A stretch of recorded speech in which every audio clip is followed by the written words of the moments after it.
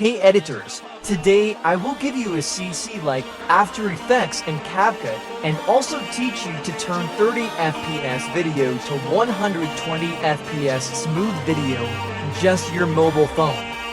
We will need an app called Cut for this purpose, so download it from my Telegram channel. So without wasting any time further, let's start. Preview.